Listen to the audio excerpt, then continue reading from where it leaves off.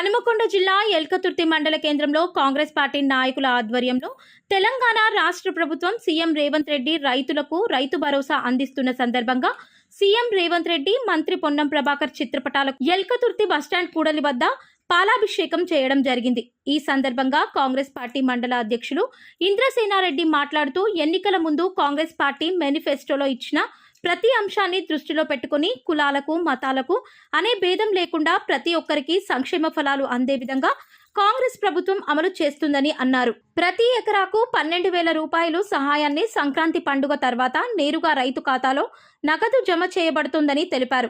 ఈ కార్యక్రమంలో కాంగ్రెస్ పార్టీ అధ్యక్షులు ఇంద్రసేనారెడ్డి, మాజీ అధ్యక్షులు సంతాజీ, మాజీ సొసైటీ చైర్మన్ గోలి రాజేశ్వరరావు, గ్రామ శాఖ అధ్యక్షులు శీలం అనిల్ కుమార్, శనిగరపు వెంకటేష్, డాక్టర్ రమేష్ బాబు, అంబాల స్వామి, పాక రమేష్, ఎల్దూరి రత్నాకర్, గోశాల రాజయ్య గౌడ్, యూత్ కాంగ్రెస్ అధ్యక్షులు అంబాల శ్రీకాంత్, మాజీ అధ్యక్షులు శ్రీకాంత్, గొడిశాల అర్జున్ గౌడ్, సాహు, వెంకటరమణ, అంబాల జగన్, ప్రదీప్ గౌడ్, మండా సుమన్ గౌడ్, వివిధ గ్రామాలకు సంబంధించిన కాంగ్రెస్ పార్టీ సీనియర్ నాయకులు, కార్యకర్తలు, యూత్ సభ్యులు తదితరులు పాల్గొన్నారు.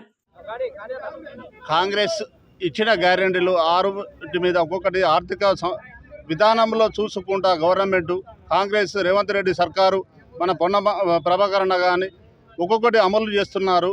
ఒకటి బస్సు కానీ, మహిళలకు ఉచిత బస్సు కానీ, రుణమాఫీ కానీ, 2 లక్షల రుణమాఫీ కానీ, ఇప్పుడు రైతు భరోసా కానీ, రైతు కూలీలకు 12,000 రూపాయలు కానీ ఒక్కొక్కటి అమలు చేస్తున్నారు. రేషన్ కార్డులు కానీ ఇట్లా అన్ని విధాల పెన్షన్స్ కానీ 2,500 రూపాయల లేడీస్కు, మహిళలకు, ఇంటి మహిళలకు ఒక్కొక్కరి 2,500 చొప్పున కూడా అమలు చేస్తామని మాట ఇచ్చిండ్రు. కాంగ్రెస్ అంటేనే మడవది పని. కాంగ్రెస్ పార్టీ మాట ఇచ్చిందంటే గ్యారెంటీగా అమలు చేస్తుంది తప్పకుండా. ఇది కాంగ్రెస్ యొక్క సిద్ధాంతం, నైజాం. ఇది కాంగ్రెస్ మాట అంటే తప్పదు. ఇది కాంగ్రెస్ గవర్నమెంట్ అంటేనే రేవంత్ రెడ్డి సర్కారు మాట ఇచ్చిందంటే తప్పదు. అప్పుడు ప్రమాణం చేసిండు 2 లక్షల రూపాయల రుణమాఫీ అనేది తప్పకుండా 2 లక్షల రుణమాఫీ కూడా చేయడం జరిగింది. ఇలా మొత్తం అన్ని కంప్లీట్ 6 గ్యారెంటీల మీద చేస్తారు.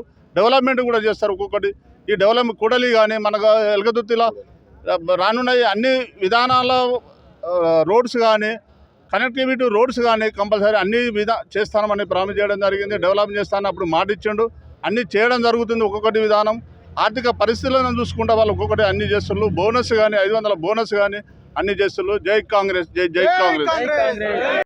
ఈరోజు గత ప్రభుత్వం కంటే భిన్నంగా 10,000 రైతు భరోసాను 12,000 చేసుకుంటూ అది ఎంతైతే సాగు చేస్తావో అంతకు ఇవ్వడానికి కాంగ్రెస్ ప్రభుత్వం కట్టుబడి నిర్ణయం తీసుకున్నది.